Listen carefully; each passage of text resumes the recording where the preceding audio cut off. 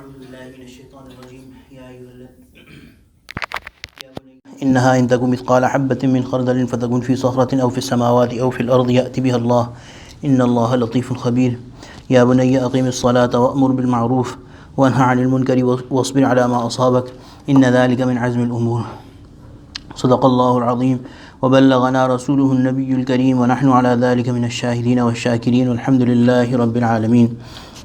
Today inshallah we're going to start two new chapters together because they are basically connected with each other, and they are hadiths in these two chapters are collected about sabr or patience, shukr or giving thanks to Allah subhanahu wa ta'ala, Qana'at, which is being satisfied with what you have, and istighna is not caring about more, not worrying about more, and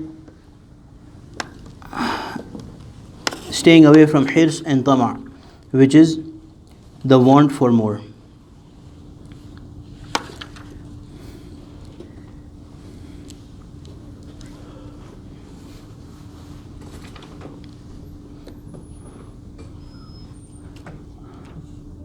The ayah that I recited, Allah subhanahu wa ta'ala has quoted the advice that Sayyidina Sulaiman gave to his son. He was a very wise person, and Sayyidina Luqman, he gave to his son, and that advice is so beautiful that Allah subhanahu wa ta'ala has copied it in the Quran. In fact, it was from Allah subhanahu wa ta'ala basically, in which he has first diverted his attention towards Allah subhanahu wa ta'ala and the power of Allah subhanahu wa ta'ala, and he has said that all creation, basically if you take the gist of the meaning, is that all creation is, and all ni'mat or blessing and all produce and everything is by a direct command of Allah subhanahu wa ta'ala, and Allah subhanahu wa ta'ala has full knowledge of it and full control of it. And then he has pointed out a few things, one of them being have sabr or be patient over whatever comes. So wasbir ala ma asabak. Asabak, musibah, generally in our language and also in Arabic, it is taken in a negative sense, that some affliction has come, some hard time has come. But literally it means whatever has come, be it good or bad. So it could be ma asabaka min hasanatin, it could be something good, and it could be something ma asabaka min sayyi'atin, it could be something evil, it could be something bad, something harmful or troublesome. In both these conditions, a slave of Allah subhanahu wa ta'ala is required to have sabr,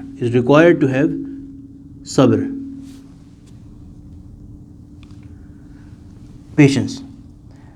The literal meaning of patience is being steadfast on the command of Allah subhanahu wa ta'ala, being steadfast on whatever is the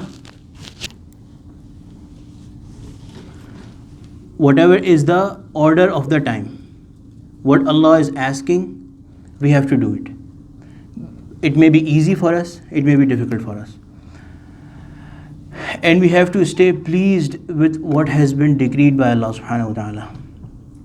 The same Sayyidina Luqman, I think I've narrated this story, that he used to work for a king, and the king was so impressed by him because he was a very wise person. The king actually started to revere him, and anything that would come, he would not eat it until Sayyidina Luqman. He would first present it to Sayyidina Luqman to eat it first.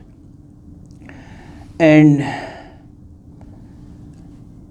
all good things, people used to bring good things to the king, and he would always give those first to Luqman, and Hakim Luqman would eat it, and then also the king will have it after he has had it. So one day some fruit came, and just like as was the habit of the king, he gave it to Hakim Luqman first. Hakim Luqman started eating it piece after piece after piece after piece till he almost finished it and did not offer it to the king. So the king said that when the last piece was remaining, the king said that, are you not going to offer it to me? every day, every time you take some of it and then give it to me. So then the king had it, and the moment he put it in his mouth, it was very bitter. It was very bitter. And he could not gulp it down, he threw it out. And he said that, Luqman, why did you not tell me that this is, you kept on eating and eating and eating and did not say a word, and kept on thanking me that I am giving you this fruit to eat, and you did not mention a word. So Sayyidina Luqman, who is a very wise person, he said that all the time you give me such good things to eat. So one day when you give me something bitter, I felt shy, I felt ashamed that I should start saying bad things about it. And the reason why I was not offering it to you, because I never wanted you to know. I never even wanted you to know what it tasted like. And I wanted to finish it all so that you could have never known that it was so bitter and was hard to eat. So this should be our affair with Allah subhanahu wa ta'ala. Allah subhanahu wa ta'ala constantly, the Prophet sallallahu alayhi wasallam, it's said in the Quran, in ta'uddu ni'matullahi la tuhsuha. You try to count it, you will not be able to count it. You look into what's going on within you. You will, if you start counting what is going on within you, your life will pass, but you will not be able to come out of your own body.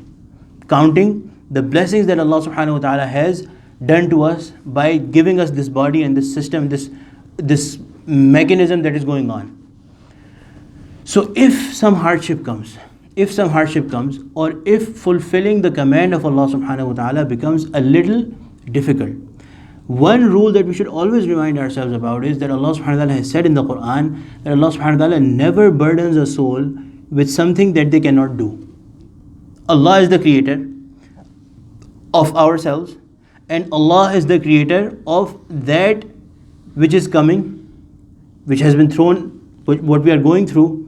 And Allah is the commander, the giver of the command on how we have to react or how we have to behave. So all three things are from Allah subhanahu wa ta'ala, and that Allah subhanahu wa ta'ala has given assurance about all these three things. That we never burden a soul with that which it cannot hold, with that which it cannot bear. So Allah knows our capacity, Allah knows what is He burdening us with, and Allah knows what He has asked us to do in that situation. All these three things are perfectly under the control and knowledge of Allah subhanahu wa ta'ala, and that Allah subhanahu wa ta'ala is saying that we never burden a soul with that which it cannot bear. So whatever comes,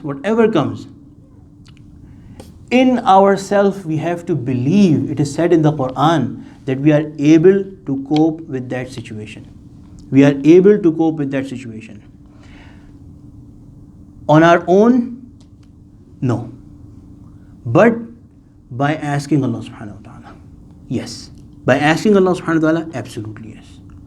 So whenever something is troubling us, sabr or patience dictates that we bear it happily, be happy with what Allah has thrown at us, and establish our connection with Allah subhanahu wa ta'ala. Establish our connection with Allah subhanahu wa ta'ala. In fact, our mashayikh say that the reason why difficult situations come is to connect us with Allah subhanahu wa ta'ala. Fir'aun, all his life, he kept on saying, Ana rabbukumul a'la. I am your highest Lord. He kept on telling people that I am na'uzubillah Allah. All its life, ulama have written, he never had so much as a headache. Never had so much as a headache to trouble him. In comparison, the Prophet Musa alayhi salam and his people, the Banu Israel, what kind of troubles did they have to go through? He had to run away from his house. He was followed, he was persecuted, then driven out again, then their men were killed and women were saved. All kinds of, you name it, the punishment, the hardship that you can name that came to Sayyidina Musa alayhi salam and his people. So, the reason ulama have written is that Allah never wanted Fir'aun to connect with Allah subhanahu wa ta'ala. Allah never wanted Fir'aun to connect with Allah subhanahu wa ta'ala. A thing that came into my mind, in the explanation of the ayah, where Allah subhanahu wa ta'ala has said that if human beings generally become, or if the Sahaba or the people of belief become disobedient to Allah subhanahu wa ta'ala, Allah subhanahu wa ta'ala is going to change them for a different nation. And Allah subhanahu wa ta'ala has said about those people, yuhibbunahum, Allah is going to love them and they are going to love Allah subhanahu wa ta'ala. And I have explained this before, that we love Allah subhanahu wa ta'ala is because Allah loves us. So if Allah wants, then we love Allah subhanahu wa ta'ala. وَمَا تَشَاءُونَ إِلَّا أَن يَشَاءَ اللَّهُ. Allah wants something, then we start loving Him. Okay? And that want, that action from Allah subhanahu wa ta'ala, that initiation from Allah subhanahu wa ta'ala comes very easily and very frequently by the dua of a beloved of Allah subhanahu wa ta'ala. By the dua of a beloved of Allah subhanahu wa ta'ala. In tafsir of this ayah it is written that the primary reason why Fir'aun did not get hidayah was that Sayyidina Musa ala nabina alayhi salatu wasalam had decided for him not to get hidayah. He had given up hope in him. He had tried, but after the things that he had done to him, after the reaction of Fir'aun, Sayyidina Musa alayhi salam had given up hope. And he was, in his heart, he was waiting for him to end, his story to finish, his chapter to finish. And Allah subhanahu wa ta'ala to rid the people of Sayyidina Musa alayhi salam from his occupation. So, may Allah subhanahu wa ta'ala protect us. But one way to gain the love of Allah subhanahu wa ta'ala and to gain hidayah from Allah subhanahu wa ta'ala is to ask Allah subhanahu wa ta'ala yourself, ask the beloved of Allah subhanahu wa ta'ala to make dua for you. Anyway, that just came as a side topic. So, sabr is that whatever comes, we should think that this is from my Lord. This is a gift from my Lord. This is a gift from Allah subhanahu wa ta'ala, and we give thanks to Allah subhanahu wa ta'ala upon this. And we live through this patiently. This is one of the telltale signs of the love of Allah subhanahu wa ta'ala and the connection with Allah subhanahu wa ta'ala. If somebody has sabr, chances are that they are connected with Allah subhanahu wa ta'ala. Because Allah subhanahu wa ta'ala has himself said, Inna Allaha ma'as sabirin. Allah subhanahu wa ta'ala accompanies, Allah subhanahu wa ta'ala is with the people who do sabr, who have this patience. So if a hardship comes in our life, in a way we should be thankful to Allah subhanahu wa ta'ala. One thing to note is that sabr, actually two things to note is, the Prophet sallallahu alaihi wasallam was walking by and passed upon, if I remember correct, a grave where there was a lady crying over the deceased. She did not know that it is the Prophet sallallahu alaihi wasallam. The Prophet sallallahu alaihi wasallam consoled her and said that try to be patient on what Allah has put you through, has thrown at you. She did not recognize the Prophet sallallahu alaihi wasallam, so she said, you have no idea what I am going through. You cannot imagine what I am going through. If I remember correct, it was her son that had passed away. The Prophet sallallahu alaihi wasallam went forward. Other people told her that this is the Rasul of Allah that you said such a thing to. So she lamented it and she came back to the Prophet sallallahu alaihi wasallam. And she apologized to the Prophet sallallahu alaihi wasallam that I did not know you are the Rasul of Allah. I did not recognize you. That is why I said such and such thing, and I am trying to get sabr on it. The Prophet sallallahu alaihi wasallam said that sabr is, if I words may be a little different. Sabr is having patience when the calamity has hit you at its peak. Patience is when you bear through it when it is hurting you the most. With the passage of time, everyone gets sabr. Sabr is to bear it happily and be content with your situation when it has hit you and when it is hurting you the most. It's a very difficult thing to achieve, but when somebody has a connection with Allah subhanahu wa ta'ala, Allah subhanahu wa ta'ala gives it to them. So the method to have this kind of quality of sabr in our lives and in our heart is to connect with Allah subhanahu wa ta'ala. Has written that sabr is a condition of the heart. Sabr is a condition of the heart, and it is a feature of nafs mutmainnah. Nafs mutmainnah. What is nafs mutmainnah? The heart, the soul that is content with what is going on, what Allah has commanded. The Prophet ﷺ in his dua has in a way explained, given us the three key features of nafs mutmainnah. Nafs mutmainnah is that soul which is going to enter Jannah. Ya ayyatuhan nafsul mutma'innah irji'i ila rabbiki radiyatan mardiyah. Allah subhanahu wa ta'ala said in the end of Surah Al-Fajr that Allah subhanahu wa ta'ala will call the nafs mutma'innah, the peaceful, the content soul, to come to me and enter the group of accepted slaves, be with the beloved, be with my slaves, and be in the Jannah, enter into Jannah. Nafs mutma'innah is Allahumma, the Prophet ﷺ has asked the dua, Allahumma inni as'aluka nafsam bika mutma'innah. Ya Allah, I ask you for a nafs, for a self, for an inner self that is content with you, that is happy with you. Basically, that is happy at what you throw at it. Tu'minu bili qa'ik, believes in you, number one. Number two, expects and hopes and wants to meet you. Tarju liqa'ak wa taqna'u bi'ata'ik, and is happy, is content with what you have given to it. Believes in you, expects to meet you one day, longs to meet you one day, and is happy, is content with what you put it in. What you have given to it, it does qana'at on it. So in this world, Allah subhanahu wa ta'ala has decreed rizq for everyone. It is something that Allah subhanahu wa ta'ala has kept with Himself and has not deputed, has not even, it's a fine thing to understand. What we will get, we will get. What we will get, we will get. Allah has decided it.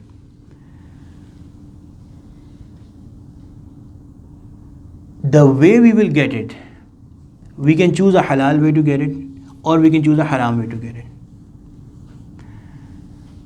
There's this small narration about this pious person of Allah subhanahu wa ta'ala, that he went with a friend to masjid and he left his slippers at the doorstep and entered the masjid.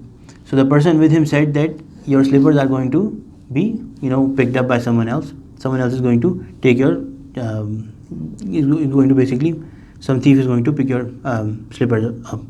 So he said, has never happened and will not happen ever, because the moment I take off my slippers, I say in my heart that, Ya Allah, I make them halal, I make them permissible for the thief. I make them permissible for the thief. So if he comes and takes it, it is halal for him. I permit him in my heart. It has never been taken away. They have never disappeared, because Allah never decrees halal for a thief. When it has been made halal for him, Allah will send him somewhere else. He has to get it, whatever he has to get it, he'll get it, but he's going to get it through haram way, not halal way. When I have made it halal for him, he's not going to pick those up. So anyway, I'm trying to explain that we choose the way we want to get our rizq. Our rizq is written. It is decreed, it is decided. We choose if we get it through halal way or through haram way. Number one. Therefore, wisdom dictates that we only obey the command of Allah subhanahu wa ta'ala. Because what we are going to get, what we are destined to get, we are going to get it. Second thing is that yes, one thing should be understood, that Allah has created a mechanism in this world where Allah is looking for asbab, us to use asbab. Allah is looking for us to use asbab. What does that mean? Allah has made the system in such a way that everyone has to do at least something to get to that rizq. Okay?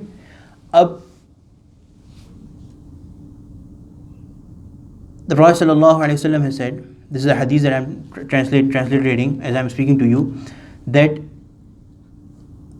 the words of the hadith, Ala wa inna nafsa lan tamut hatta tastakmila rizqaha. A soul does not pass away until they have completed what has been written for them, what provisions have been written for them. The Prophet ﷺ has said, فَأَجْمِلُوا فِي الطَّلَبِ, adopt the beautiful, the appropriate way of seeking it. The appropriate way of seeking it. What is the appropriate way of seeking it? One thing I already defined is that assume the halal way of achieving it. Number two is try your best, but do not compromise on your deen. Do not compromise on your deen for getting something worldly. Do not compromise on your deen for getting something worldly. If you go beyond this limit, that your search for rizq, your search for provision is becoming a hindrance in your obedience to Allah subhanahu wa ta'ala, that is not the preferred way of achieving it. And those people who give up their deen, who compromise on their deen for their dunya, the Prophet sallallahu alaihi wasallam has said that Allah deputes them over, Allah hands them over into the hands of dunya. They are constantly worried and going around in circles and putting their best effort for their dunya, but are never satisfied. Never they achieve what they want to achieve out of their earnings, which is peace and happiness. There's a hadith, let's read that hadith inshallah now, where the Prophet sallallahu alaihi wasallam has said that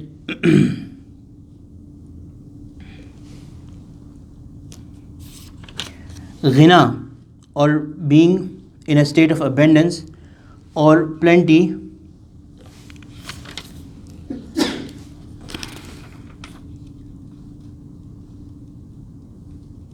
عن أبي هريرة عن النبي صلى الله عليه وسلم قال ليس الغنى عن كثرة العروض ولكن الغنى غنى النفس.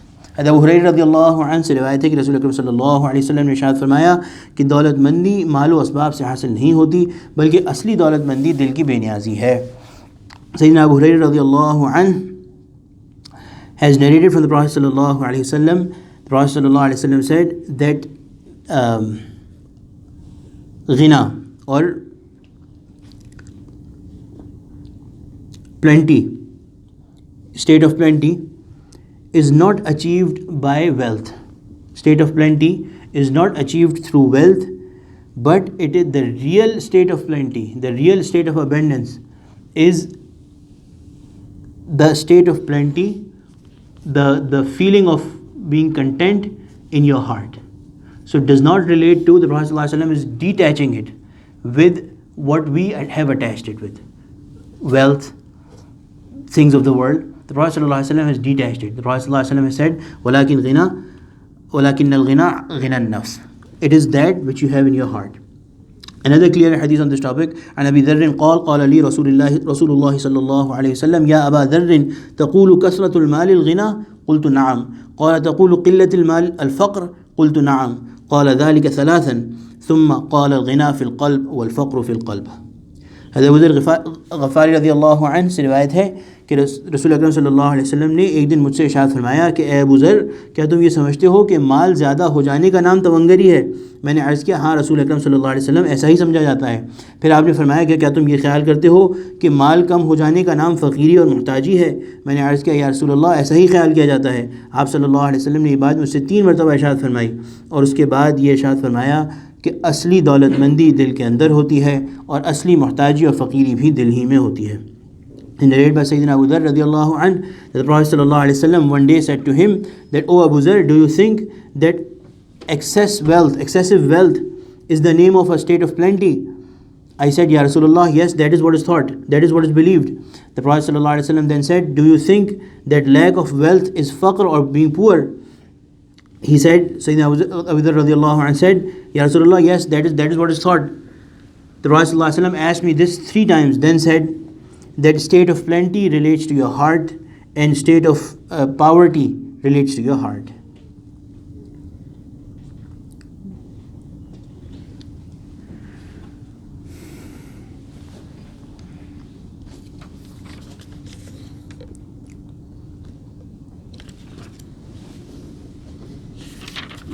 عن عبد الله بن عمر قال قال رسول الله صلى الله عليه وسلم قد أفلح من أسلم ورزق كفافا وقنعه الله بما آتاه. رواه मुस्लिम. अब्दुल्लाह इब्न उमर रज़ियल्लाहु अन्हु से रिवायत है कि रसूल अकरम सल्लल्लाहु अलैहि वसल्लम ने इरशाद फरमाया, कामयाब और बामुराद हुआ वो बंदा जिसको इस्लाम की हकीकत नसीब हो गई और जिसको उसकी ज़रूरत के मुताबिक रोज़ी मिल गई, और उस कलील रोज़ी पर अल्लाह ने उसको क़नाअत भी अता फ़रमा दी.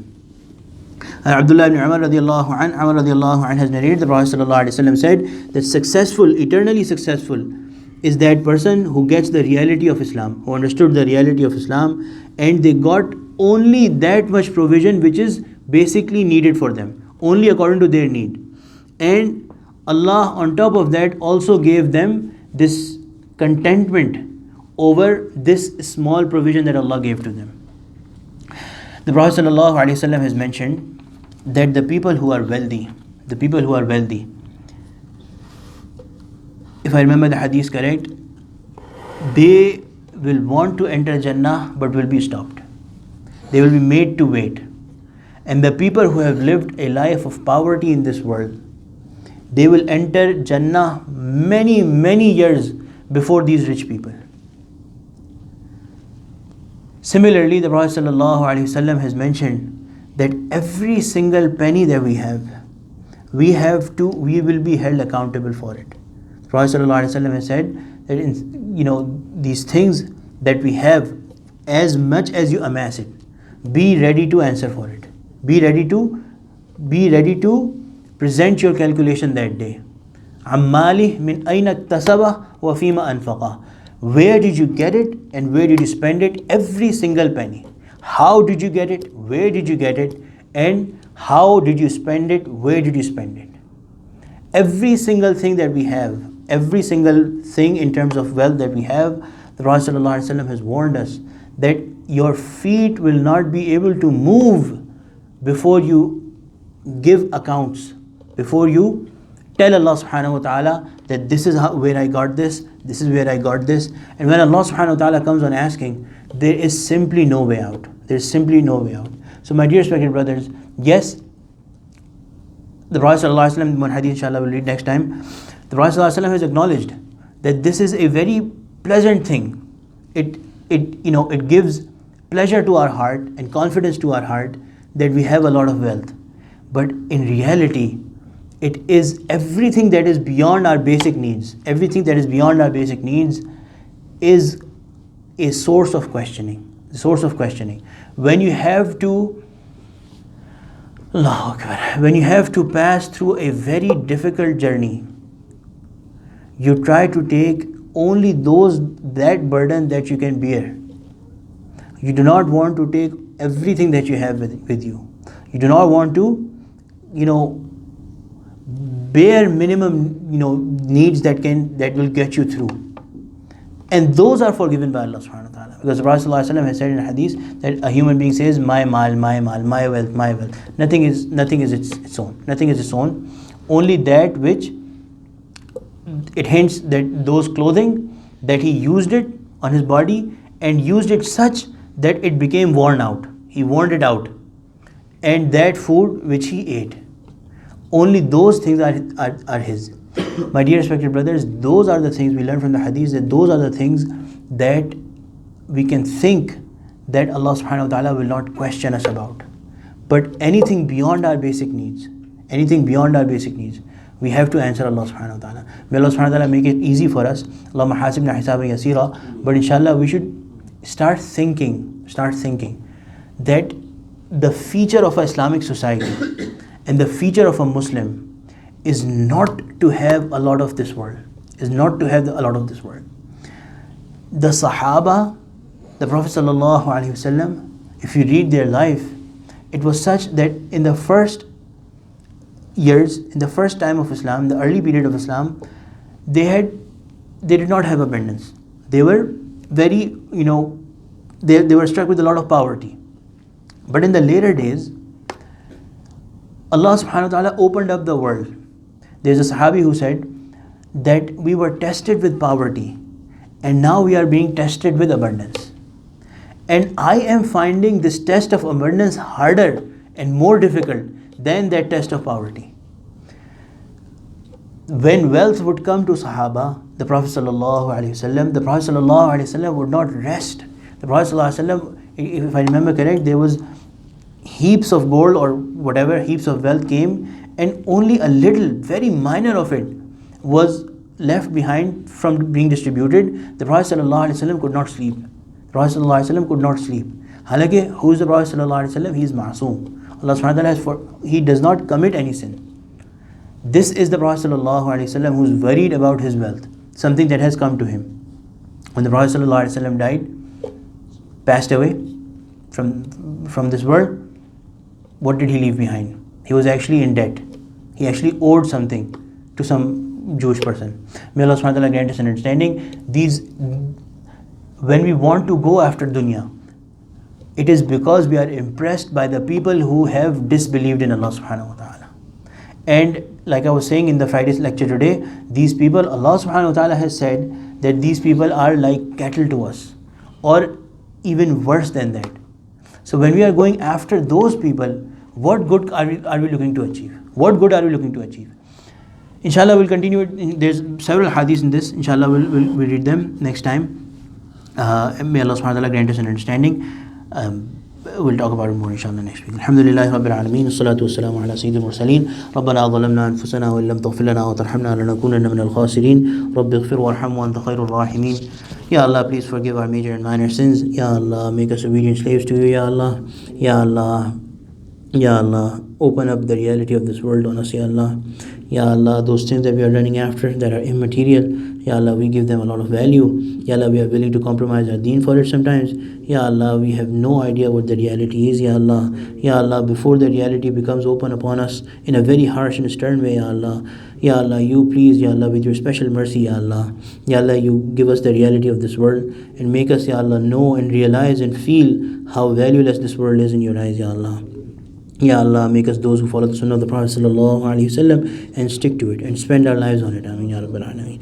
Ya Allah, whatever we could ask, please grant us that. Whatever we did not ask and should have asked, please grant us that. Ya Allah, grant us afiyah. Ya Allah, grant us peace and comfort and freedom to practice your deen openly, Ya Allah. Ya Allah, help our brothers in China. Ya Allah, help our brothers in Palestine, in Kashmir, in everywhere, Ya Allah, where Muslims are captured and Muslims are under control of the non-Muslims. Ya Allah, please help them, Ya Allah. Ya Allah, please help them, Ya Allah. Ya Allah, please help them, Ya Allah. By virtue of the Prophet sallallahu alaihi wasallam, Ya Allah, they have all said La ilaha illallah Muhammadur Rasulullah. Ya Allah, none of us is perfect, Ya Allah. Ya Allah, please give them afiyat, Ya Allah. Ya Allah, if it is a punishment from you, Ya Allah, please take that punishment away, Ya Allah. Ya Allah, if it is a test from you, Ya Allah, make that test easy for them, Ya Allah. Ya Allah, grant them without tests, Ya Allah. Grant them without tests, Ya Allah.